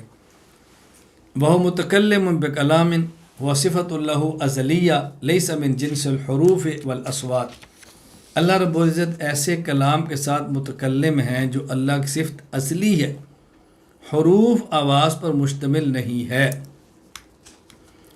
وہ صفۃ منافیۃ للسکوت والآفا، یہ کلام ایسی صفت ہے جو سکوت اور آفت یعنی گنگا ہونے اس کے منافی ہے۔ واللہ تعالی متکلم بہا آمر و ناہن و مخبر، اللہ تعالیٰ صفت کلام کے ساتھ متکلم ہیں، حکم دینے والے، منع کرنے والے، خبر دینے والے۔ یہاں علامہ نصفی رحمۃ اللہ علیہ ان تین صفات کو بطور خاص دوبارہ ذکر فرما رہے ہیں تفصیل کے ساتھ، صفت کلام، صفت تکوین، صفت ارادہ۔ یہ تین صفات بقیہ صفات کی نسبت علامہ نصفی کیا اہم تھی، اس لیے ان تین کو دوبارہ قدر تفصیل کے ساتھ حضرت نے بیان فرما دیا۔ لیس من جنس الحروف والاصوات، یہ جو کلام اللہ کی صفت ہے یہ آواز اور حروف پر مشتمل نہیں، یہ بات اچھی طرح ذہن نشین فرما لیں۔ اس کی وجہ یہ کہ حروف اور اصوات یہ حادث ہیں، اللہ تعالیٰ کا کلام کلام نفسی ہے جو کہ قدیم ہے، اس لیے ہم نے کہا کہ حروف اور آواز پر اللہ تعالیٰ کلام یہ مشتمل نہیں ہے۔ اور یہ اللہ تعالیٰ ایک صفت سکوت کے بھی منافی ہے، آفت کے بھی منافی ہے۔ آفت سے مراد کیا ہے؟ سکوت سے منافی ہے، آفت کی منافی ہے۔ آفت کا معنی کیا ہے؟ سکوت کا معنی ہوتا ہے قدرت کے باوجود کلام نہ کرنا، آدمی کلام کر سکتا ہو کلام نہ کرے، یہ ہے سکوت۔ کہتے ہیں فلاں بندہ خاموش بیٹھا ہوا ہے، کیا مطلب؟ بول سکتا ہے لیکن نہیں بول رہا، خاموش بیٹھا ہوا ہے۔ جو بول ہی نہ سکے، گونگا ہو، کبھی اس کے بارے میں آپ نے سنا کہ جی فلاں بندہ خاموش بیٹھا ہوا ہے، تو خاموش کا لفظ وہاں استعمال ہوگا جہاں قدرت کی کلام ہو اور پھر کلام نہ کرے، یہ ہے خاموشی۔ تو سکوت قدرت کے باوجود کلام نہ کرنا، یہ سکوت ہے۔ اور آفت آلات موافق نہ ہو، یعنی آدمی جو کلام کرنا چاہتا ہے، کلام کرنے کے آلات اس کے موافق نہیں ہیں، آلات نہیں ہیں۔ اور یہ جو عدم موافقت اور عدم توافق ہے، اس کی دو صورتیں ہیں۔ ایک یہ ہے کہ فطری طور پر ایسا ہو، جیسے گنگا ہے اور گنگے پن کی فطرت ہے کہ وہ نہیں بات کر سکتا، یہ طبیعت ہے، قدرت فطرت ہے اس کی۔ نمبر دو، عدم موافقت کمزوری کی وجہ سے ہو، جیسے ایک انسان ہے لیکن وہ بچہ ہے، اب بچپن میں بات نہیں ہوتی، جب بڑا ہوگا تو بات کرے گا۔ بچپن میں بات وہ کرتا ہے جو بات سمجھی نہیں جا سکتی، بڑا ہوگا تو وہ بات کرے گا جو سمجھی بھی اس کی جائے گی۔ اللہ تعالیٰ سکوت سے بھی کلام، اللہ کا کلام، یہ جو اللہ کی صفت ہے، یہ سکوت سے بھی پاک ہے اور آفت سے بھی پاک ہے۔ کیوں؟ سکوت اور آفت یہ عجز ہے، یہ عجز کی دلیل ہے، اور اللہ تعالیٰ عجز کی عیب سے اللہ پاک ہے۔ اللہ تعالیٰ کے اندر عجز نہیں ہے، اللہ تعالیٰ عجز سے بالکل پاک ہے، کسی قسم کا عیب وہ نہ اللہ کی ذات میں ہے نہ اللہ کی صفات میں ہے، اور یہ دونوں عیب ہیں، اللہ پاک عیب سے پاک۔ والقرآن کلام اللہ تعالی غیر مخلوق، قرآن اللہ کا کلام ہے اور مخلوق نہیں ہے۔ وہ مکتوب فی مصاحفنا محفوظ فی قلوبنا مقروء بألسنتنا مسموع بآذاننا غیر حال فیہا، قرآن مصاحف میں لکھا ہوا ہے، ہمارے دلوں میں محفوظ ہے، زبانوں سے پڑھا جاتا ہے، کانوں سے سنا جاتا ہے، لیکن کان کے اندر حلول کیے ہوئے نہیں ہے۔ سنا تو کان سے جاتا ہے لیکن قرآن کان میں حلول کیے ہوئے نہیں ہے۔ والتکوین صفت اللہ ازلیہ وهو تکوینہ للعالم ولکل جزء من اجزاء لا فی الازل بل لوقت وجودی، تکوین اللہ رب العزت کی ازلی صفت ہے، اور تکوین کا مطلب کیا ہے؟ اللہ رب العزت کا عالم کے ہر جز کو ازل میں نہیں بلکہ اس کے وقت مقرر پر پیدا کرنا، یہ ہے تکوین۔ ان تکوین کا معنی کیا ہے؟ اللہ اس جہان کے ہر جز کو پیدا فرماتے ہیں جو اس کے پیدا ہونے کا وقت ہے، یہ ہے معنی تکوین کا۔ وَهُوَ غَيْرُ الْمُكَوَّنِ عِنْدَنَا، کہتے ہیں تکوین الگ ہے، مکون الگ ہے۔ تکوین فعل ہے، مکون مخلوق ہے، مفعول ہے۔ ظاہر فعل الگ ہوتا ہے، مفعول الگ ہوتا ہے، اگرچہ مفعول فعل پر صادر ہوتا ہے لیکن فعل الگ چیز ہے، مفعول الگ چیز ہے، اس لیے فرمایا کہ ہمارے تکوین الگ ہے، مکون الگ ہے۔ والارادۃ صفۃ للہ تعالی ازلیۃ قائمۃ بذاتہ، ارادہ اللہ کی صفت ہے جو ازلی ہے اور اللہ کے ساتھ قائم ہے۔ برؤیت اللہ تعالی بالبصر جائزۃ فی العقل واجبۃ بالنقل، قیامت کے دن اللہ کا دیدار ہوگا اور یہ دیدار بندہ اپنی آنکھ سے کرے گا، یہ عقل سے عقلاً ممکن ہے اور نقلاً ثابت ہے، یعنی اللہ کا دیدار اس آنکھ سے ہونا عقل کے خلاف نہیں ہے اور نقل سے ثابت ہے۔ وقد ورد الدلیل السمعی بإیجاب رؤیت المؤمنین اللہ تعالیٰ فی دار الآخرہ، اور اس بات پہ دلائل شرعیہ قرآن و حدیث کے موجود ہیں کہ قیامت کے دن اللہ تعالیٰ کا دیدار ہوگا۔ فَيُرَى لَا فِي مَكَانٍ وَلَا عَلَى جِهَةٍ مِّن مُقَابَلَةٍ أَوِ اتصال شعاع أو ثبوت مسافة بین الرائی و بین اللہ تعالی، لیکن نہ تو خاص مکان ہوگا، نہ یعنی اللہ کسی خاص مکان کے اندر وہ بندہ دیکھے، نہ خاص جہت کے اندر اللہ کسی جہت سے دیکھے، نہ ہی آنکھ سے نکلنے والی شعاع سیدھی اللہ کے وجود پر پڑے گی، ایسا بھی نہیں ہے، اور نہ ہی بندے اور اللہ کے درمیان کوئی زیادہ مسافت ہوگی، یعنی نہ مسافت ہوگی جس طرح ہم دنیا میں کسی کو دیکھتے ہیں تو رائی اور مرئی کے درمیان مسافت ہے، مسافت ختم کر دے تو نہیں دیکھ سکتے، یعنی میں اس ہاتھ کو دیکھنا چاہتا ہوں تب دیکھوں گا جب ہاتھ اور آنکھ کے درمیان فاصلہ ہو، اگر فاصلہ کا میں اس کو آنکھ کے اوپر رکھ دوں تو کبھی بھی نہیں دیکھ سکتا۔ کہتے ہیں اللہ کو دیکھیں گے، اللہ مکان سے پاک ہوں گے، جہت سے پاک ہوں گے، نکلنے والی آنکھ کی شعاع سیدھی جسم پڑے ایسا بھی نہیں ہوگا، اللہ اور بندے کے درمیان فاصلہ ایسا بھی نہیں ہوگا، وہ کیسے ہوگا؟ جیسے اللہ کی شان کے لائق ہے، لیکن قیامت کے دن یہ دیدار ہوگا ضرور، یہ اس کو اچھی طرح ذہن نشین فرما لیں۔ یہاں ایک سوال آپ کے ذہن میں آئے گا اور آنا چاہیے، جنہوں نے عقیدہ نسویہ سے پہلے العقیدۃ الحسنہ شاہ ولی اللہ رحمہ اللہ کی پڑھی ہے، شاہ ولی اللہ رحمہ اللہ تعالیٰ نے وہاں پر ارشاد فرمایا کہ اللہ تعالیٰ کا جو قیامت کے دن دیدار ہوگا، اس دیدار کی دو صورتیں، ایک صورت کہ ایسے ہو جیسے انسان خواب میں کوئی چیز دیکھتا ہے اور پورا یقین ہوتا ہے، اور ایک صورت کہ بالکل آمنے سامنے اللہ تعالیٰ خاص صورت کے اندر متمثل ہوں اور جہت کے اندر ہوں، یہ ہوگا۔ آپ کہتے ہیں جہت سے پاک ہے، شاہ ولی اللہ فرماتے ہیں دیدار ایسے ہوگا۔ یہ بات ذہن میں رکھ لیں، حضرت شاہ ولی اللہ رحمہ اللہ نے جو بات فرمائی ہے اس کا مطلب یہ نہیں ہے کہ اللہ تعالیٰ جہت میں ہوں گے، خاص شکل میں ہوں گے۔ حضرت فرماتے ہیں متشابہات میں سے ہے، جس طرح بعض احادیث میں آتا ہے کہ اللہ تعالیٰ کو بندہ دیکھے گا اور خاص شکل میں، اس کا معنی وہ نہیں ہے جو ہمارے یہاں شکل اور صورت ہوتی ہے، یہ متشابہات میں سے ہے۔ جس طرح قرآن اللہ کے لیے ید کا لفظ ثابت کرتا ہے، لیکن ید ہمارے ید کی طرح نہیں بلکہ ید متشابہات میں سے ہے، اسی طرح احسن صورت کے اندر دیکھیں گے، لیکن احسن صورت کا معنی دنیا میں اچھی صورت کا ہونا یہ نہیں ہے بلکہ متشابہات میں سے ہے، یہ اچھی طرح ذہن نشین فرما لیں۔ واللہ تعالی خالق لافعال العباد من الکفر والایمان والطاعت والعصیان، بندوں کے جتنے بھی افعال ہیں، کفر ہے، ایمان ہے، نیکی ہے، گناہ ہے، سب کے خالق اللہ ہے۔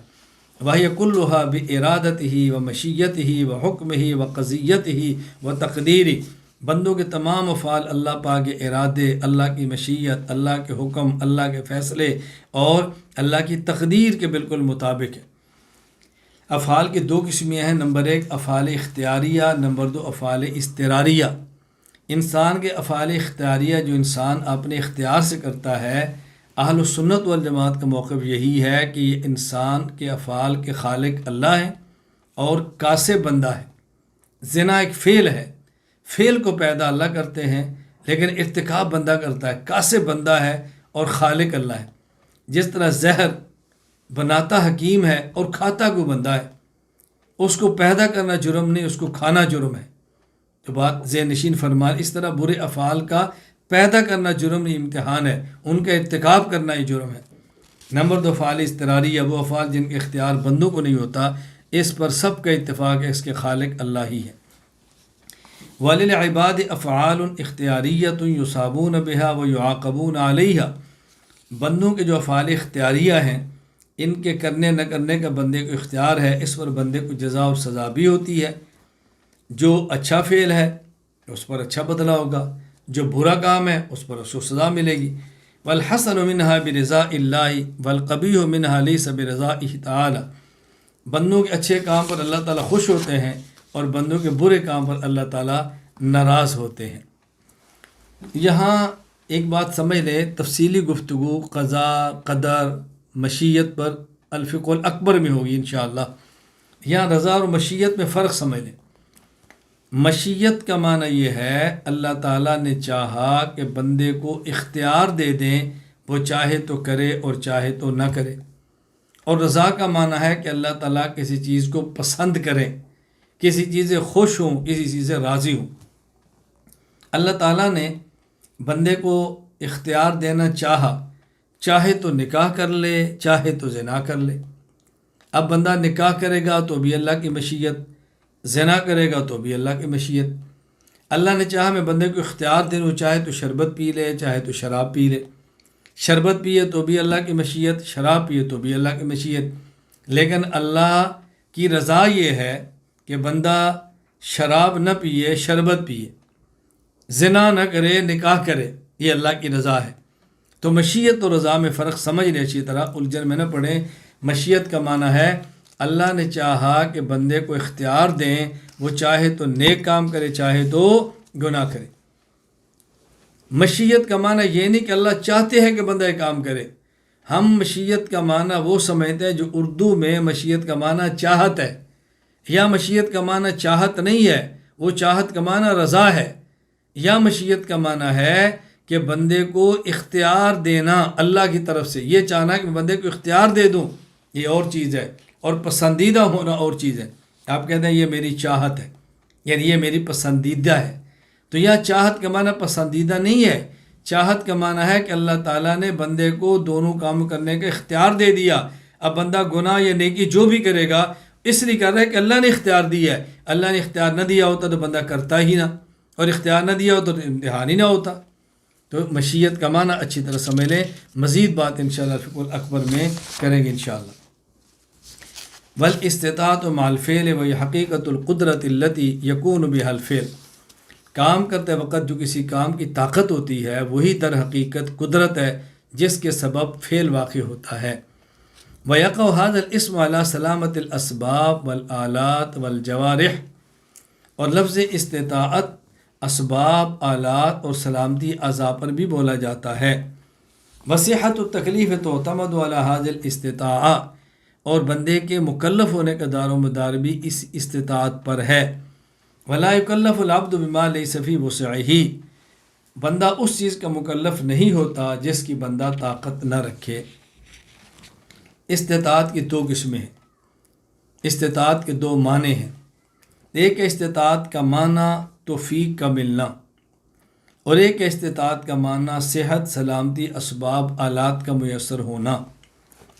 یہ جو بندہ مکلف ہے اس کا مدار استطاعت کا اس معنی میں استطاعت پر ہے کہ بندے کے پاس اسباب موجود ہیں، بندہ صحیح سالم ہے، بندہ کام کر سکتا ہے۔ اور ایک استطاعت کا معنی توفیق کا ملنا، بندہ مکلف اس پر نہیں ہے کہ اس کو توفیق ملی ہے یا نہیں، مکلف اس بات پر ہے کہ اس کے پاس اسباب موجود ہے یا موجود نہیں۔ تو استطاعت کا یہ معنی کہ توفیق ملے، یہ ہے استطاعت مع الفعل، اور استطاعت کا یہ معنی کہ بندے کے پاس اسباب موجود ہوں، یہ استطاعت ہے قبل الفعل۔ تو بندہ جس استطاعت کی بنیاد پر احکام کا مکلف ہے وہ استطاعت قبل الفعل ہے۔ تھوڑی دیر بعد ہمارے عشاء کی نماز کا وقت ہوگا، عشاء کی نماز کا وقت بھی ہو، ہم نماز پڑھ بھی سکتے ہوں، پانی موجود ہو تو وضو کرے ہوں گے، پانی موجود نہیں مل سکتا، یا موجود ہے بیماری کی وجہ سے استعمال نہیں کر سکتے، اب ہمارے اوپر وضو کا حکم نہیں ہوگا لیکن نماز کا حکم ہوگا۔ اور اگر ایسی بیماری ہو خدا نخواستہ کہ جس میں آدمی اشارے کے ساتھ بھی نماز نہ پڑھ سکے، اب نماز کا حکم نہیں ہوگا۔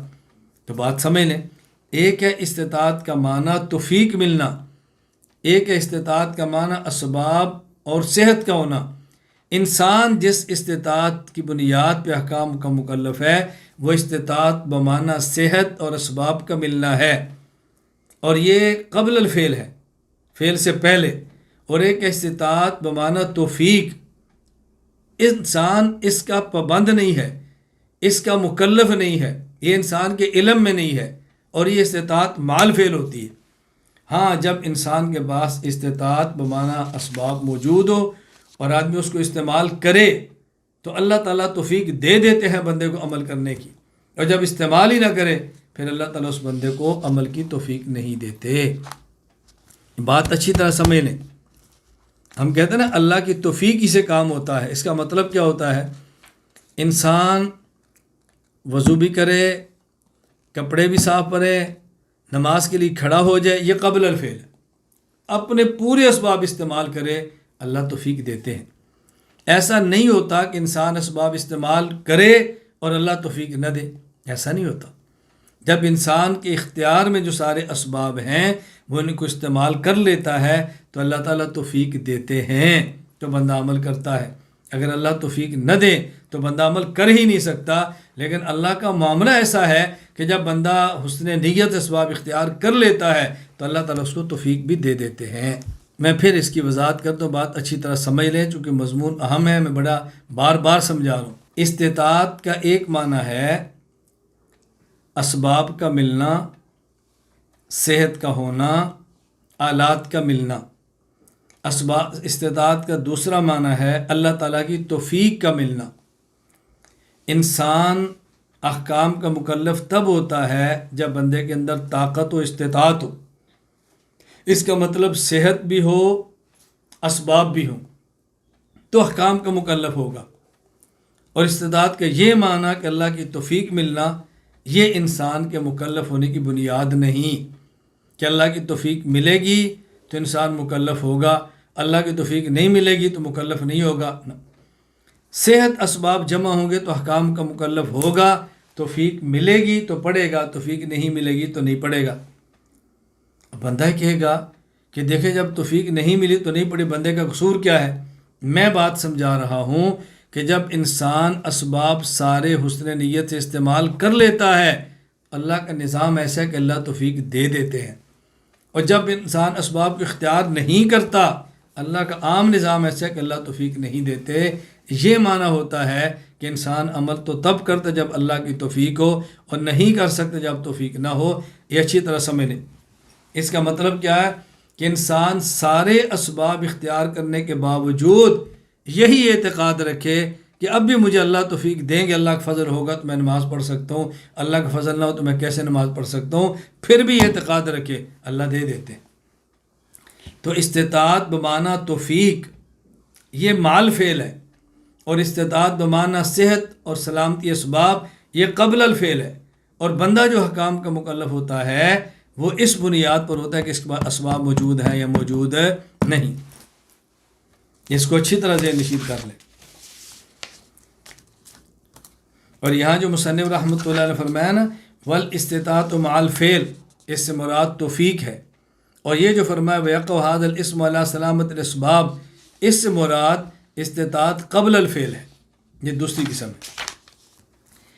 وَمَا يُوجَدُ مِنَ الْأَلَمِ فِي الْمَضْرُوبِ عقیب ضرب انسان والانکسار فی الزجاج عقیب کسر انسان وما اشبہہ کل ذالک مخلوق اللہ تعالی لا صنع للعبد فی تخلیق۔ انسان کے مارنے کے بعد جو مضروب یعنی جس کو مارا ہے اس میں درد کا پیدا ہونا، اور شیشے کو توڑنے کے بعد شیشے کا ٹوٹ جانا، اور اس طرح کے جو دیگر افعال ہیں یہ سب کے سب اللہ کی مخلوق ہیں، اور اللہ تعالیٰ کی اس مخلوق میں بندے کا کوئی عمل دخل نہیں ہے۔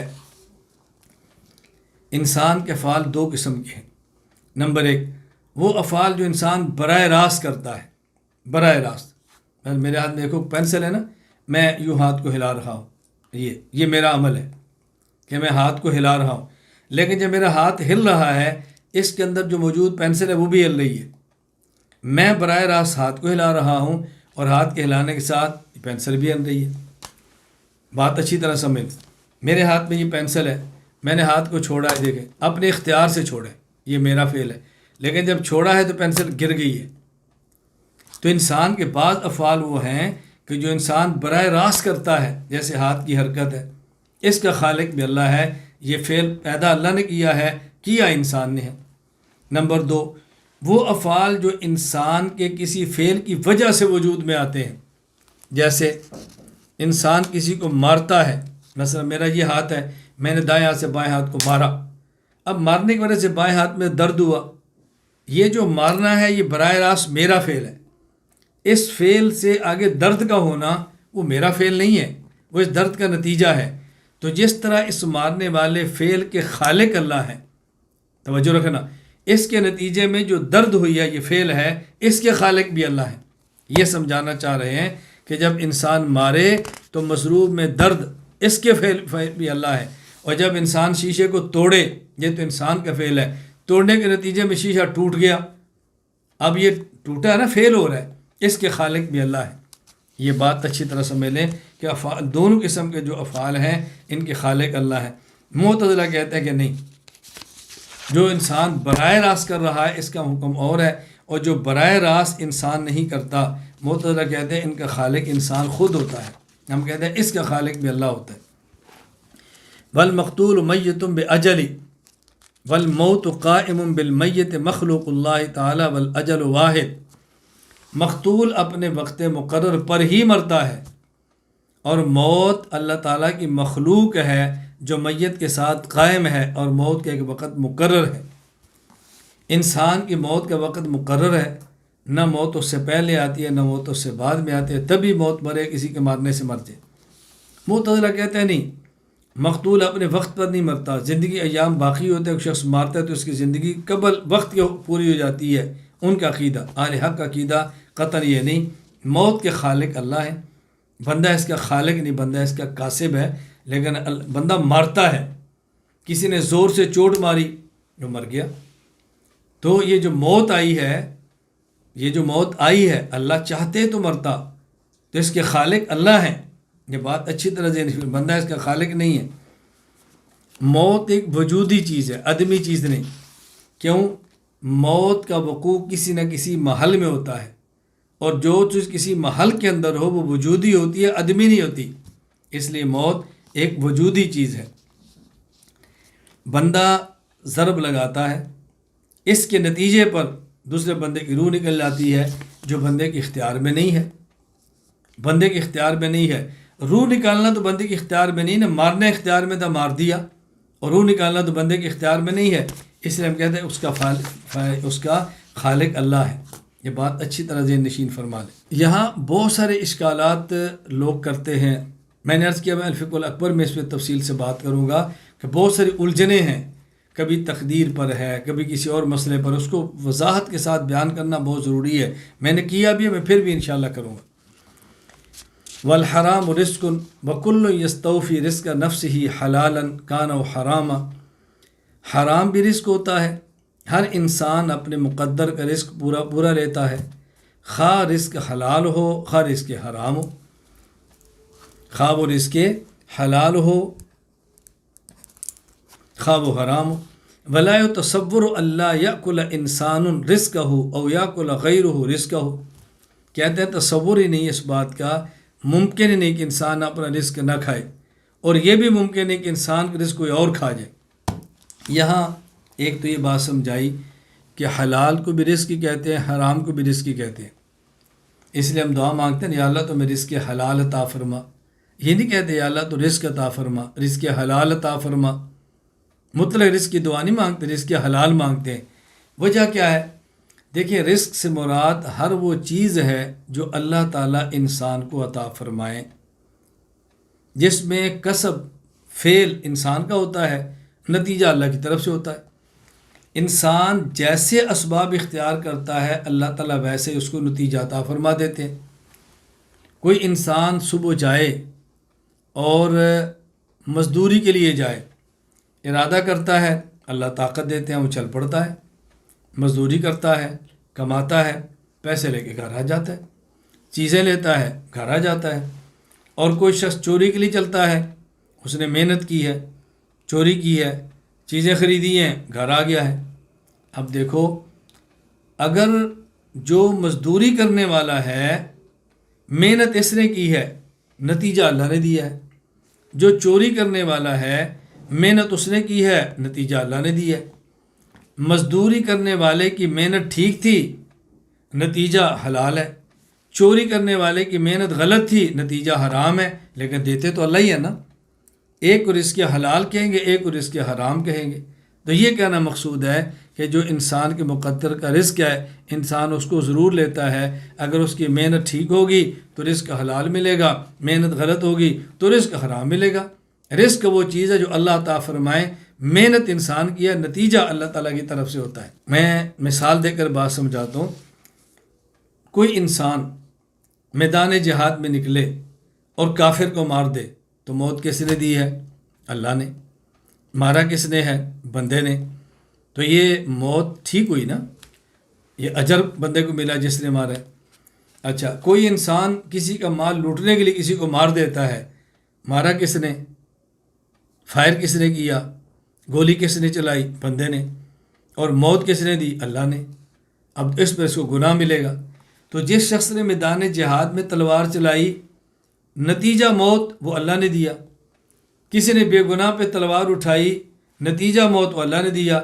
تو موت ٹھیک ہو یا غلط اللہ ہی دیتے ہیں، وقت مقرر پر آتی ہے۔ فرق کیا تھا؟ اگر صحیح ترتیب سے ہے تو اجر ہے، غلط ترتیب سے ہے تو زجر ہے۔ بالکل اسی طرح کماتا انسان ہی ہے، حلال طریقے پر ہو نتیجہ اللہ دیتے ہیں، حرام طریقے پر ہو نتیجہ اللہ دیتے ہیں۔ طریقہ حلال ہوگا تو رزق حلال ہوگا، طریقہ حرام ہوگا تو رزق حرام ہوگا۔ یہ بات سمجھانے مقصود ہے کہ حرام بھی رزق ہے، حلال بھی رزق ہے، اس کو اچھی طرح سمجھیں۔ اس لیے ہم دعا مانگتے ہیں، یا اللہ ہمیں رزق حلال عطا فرما۔ میں تو اللہ تعالیٰ سے ہمیشہ دعا مانگتا ہوں، اے اللہ حلال رزق برکت والا وسعت کے ساتھ عطا فرما، برکت بھی ہو وسعت بھی ہو۔ اے اللہ رزق حلال برکت والا رزق وسعت کے ساتھ عطا فرما، ہم خود بھی کھائیں، ہمارے اہل و عیال بھی کھائیں، ہمارا خاندان بھی کھائے، ہمارے متعلقین بھی کھائیں، اور ہر کسی تک اللہ یہ وسعت پہنچ جائے۔ تو رزق حلال مبارک رزق اللہ تو وسعت کے ساتھ ہمیں عطا فرما۔ واللہ تعالی یضل من یشاء ویہدی من یشاء۔ اللہ رب العزت جسے چاہیں گمراہ کر دیتے ہیں، اللہ تعالیٰ جسے چاہیں ہدایت عطا فرماتے ہیں۔ عام طور پر قانون یہی ہے، اسباب ہدایت بندہ اختیار کرتا ہے، ہدایت اللہ دیتے ہیں۔ اسباب ضلالت بندہ اختیار کرتا ہے، گمراہ اللہ فرماتے ہیں۔ وما هو الاصلح للعبد فليس ذلك بواجب علی اللہ تعالی۔ جو چیز بندے کے لیے زیادہ بہتر ہو اس کا کرنا اللہ تعالیٰ پر ضروری نہیں ہے۔ یعنی جو چیز بندے کے لیے مفید ہو اللہ پر کرنا ضروری ہو، ایسا ہرگز نہیں ہے۔ ایمان بندے کے لیے مفید ہے تو اللہ کے ذمہ لازم ہو کہ بندے کو ایمان کی توفیق دیں، ایسا نہیں ہے۔ نیک اعمال کرنا بندے کے لیے مفید ہے، اللہ نیک عمل کی توفیق ضرور دے، ایسا نہیں ہے۔ تو جو چیز بندے کے لیے مفید ہے اگر وہ اللہ کے اوپر لازم ہوتا دیں تو پھر بندے پر اللہ کا شکر کرنا واجب نہ ہوتا۔ کیوں؟ شکر تو اس لیے کیا جا رہا ہے کہ بندہ مستحق نہیں تو اللہ پھر بھی دے رہے ہیں۔ تو اصلح للعباد یہ بندے اللہ کے ذمہ فرض نہیں ہے، یہ اچھی طرح ذہن نشین فرمائیں۔ میں نے آپ کو سنایا تھا واقعہ، شاید آپ کو یاد ہوگا کہ اصلح للعباد اللہ پر لازم ہے یا نہیں۔ معتزلہ کہتے ہیں لازم ہے۔ امام ابو الحسن اشعری رحمہ اللہ تعالیٰ کا میں نے بتایا تھا، شاید آپ کو یاد ہوگا، مناظرہ سنایا سے اس بات پر کہ ابو علی جبائی سے مناظرہ ہوا، اور مناظرہ کس بات پہ ہوا؟ کہا یہ بتائیں آپ معتزلی ہیں، آپ کا عقیدہ ہے کہ جو اصلح للعباد ہے اللہ پر فرض ہے، 3 بندے فوت ہوتے ہیں، ایک نیک، ایک گنہگار، ایک بچہ، ان کے بارے میں اللہ کیا فیصلہ کریں گے؟ کہا جی جو نیک ہے اس کو اللہ تعالیٰ جنت دیں گے، جو بچہ ہے اس کو جنت دیں گے، اور یہ جو بڑا ہے گنہگار اس کو جہنم دیں گے۔ تو کہا اگر یہ جو بچہ ہے یہ اللہ تعالیٰ سے کہے کہ یا اللہ آپ نے مجھے بچپن میں موت کیوں دی ہے، تو اللہ تعالیٰ کیا جواب دیں گے؟ کہا جی اللہ تعالیٰ جواب دیں گے میں جانتا تھا اگر تو بڑا ہوتا تو گناہ کر کے جہنم میں جاتا، تیرے لیے بہتر تھا کہ تو بڑا نہ ہوتا، میں نے سے تجھے بچپن میں موت دے دی ہے۔ تو کہا وہ جو بڑا اور گناہ گار اگر وہ اللہ سے سوال کرے کہ یا اللہ پھر مجھے آپ نے بچپن میں موت کیوں نہیں دی، مجھے بچپن میں موت دے دے تاکہ میں آج جہنم میں نہ جاتا، اسرا لینے بعد اللہ کی ذمت پر ایک کبیرہ گناہ والے اشکال کرے، اس کا جواب کیا ہوگا؟ اس کا بولے چبائی کو کوئی جواب نہیں آیا۔ تو امام ابو الحسن اشعری رحمۃ اللہ علیہ اعتزال کا مذہب چھوڑ کر اہل سنت پر آگے۔ وعذاب القبر للکافرین ولبعض وساط المؤمنین وتنعیم اہل الطاعۃ فی القبر وسؤال منکر ونکیر ثابت بالدلائل سمعیہ۔ قبر کا عذاب کفار کے لیے ہے اصل، اور بعض نافرمان ایمان والوں کو بھی ہوتا ہے، اور جنت کی نعمتیں اہل طاعت کو قبر کے اندر نعمت ملتی ہے، یہ ہمارا عقیدہ ہے۔ منکر نکیر سوال کرتے ہیں، ہمارا عقیدہ ہے، اور یہ دلائل شرعیہ سمعیہ قرآن حدیث سے ثابت ہے۔ والباس حق والوزن حق والکتاب حق والسوال حق والحوض حق والصراط حق۔ مرنے کے بعد دوبارہ اٹھایا جانا برحق، وزن اعمال برحق، اور حساب کتاب برحق، سوال برحق، حوض کوثر برحق، صراط پل یہ برحق۔ یہاں بات سمجھیں، دیکھیں قیامت کے دن انسان دوبارہ اٹھایا جائے گا۔ عجیب بات ہے کہ عقائد کی تقریباً تمام کتابوں میں لفظ باس استعمال ہوا ہے، اگرچہ قرآن کریم میں لفظ احیا بھی آیا ہے، لفظ باس بھی آیا ہے۔ قیامت کے دن اٹھائے جانے کو کبھی قرآن لفظ احیا کہتا ہے، کبھی لفظ باس کہتا ہے، لیکن کتب عقائد میں ہمیشہ لفظ باس ہی آتا ہے۔ اگر لفظ احیا ہو تو اس کا معنی کیا؟ قبر میں چونکہ حیات ہوتی ہے لیکن حیات مخفی ہے، اور قیامت کے دن حیات ہوگی، حیات ظاہری ہوگی۔ تو بسا اوقات لفظ باس آ جاتا ہے کہ آدمی کے اندر حیات پہلے بھی تھی لیکن حیات مخفی تھی، اب حیات ظاہری ہو گئی، تو اس کو سویا تک کھڑا کر دیا، اس کے لفظ باس آ گیا۔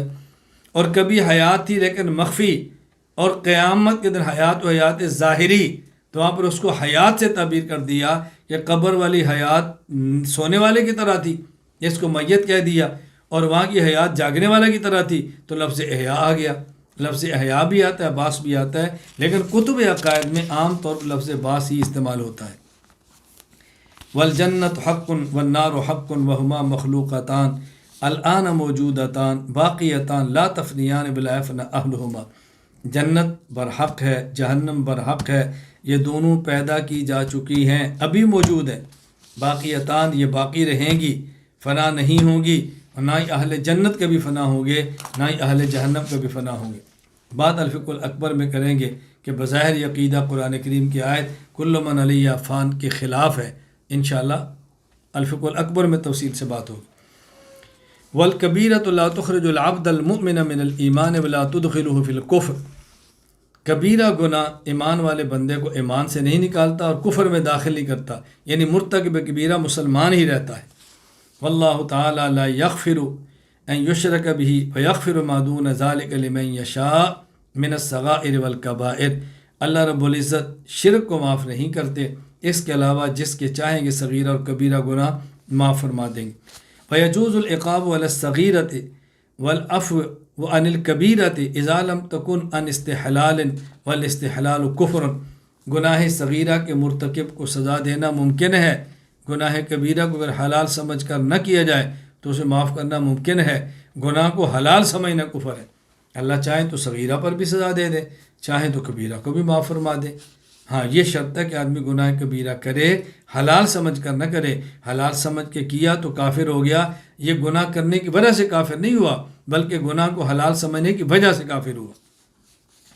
والشفاعۃ ثابتۃ للرسل وللاخیار فی حق اہل الکبائر۔ انبیاء علیہ السلام رسولوں کے لیے اور نیک لوگوں کے لیے قیامت کے دن شفاعت کا حق حاصل ہوگا کہ جن نے کبیرہ گناہ دنیا میں کیے یہ ان کے لیے سفارش کر سکتے ہیں۔ وَأَهْلُ الْكَبَائِرِ مِنَ الْمُؤْمِنِينَ لَا يُخَلَّدُونَ فِي النَّارِ وَإِن مَاتُوا مِنْ غَيْرِ تَوْبَةٍ۔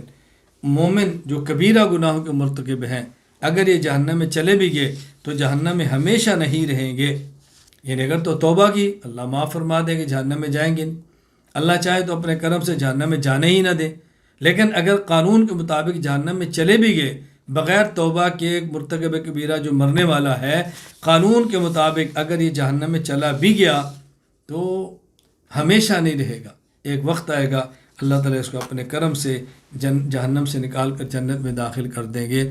اللہ تعالیٰ مجھے اور آپ کو اپنے فضل سے، اپنے کرم سے براہ راست جنت میں داخلہ عطا فرمائے۔ اللہ جہنم کی ہوا سے بھی محفوظ رکھے، جہنم کی بو سے بھی محفوظ رکھے، جہنم کے تپش اور لو سے بھی محفوظ رکھے۔ سبحان اللہ و بحمدہ، سبحانک اللہم و بحمدک، اشہد ان لا الہ الا انت، استغفرک و اتوب الیک۔ انشاءاللہ باقی کا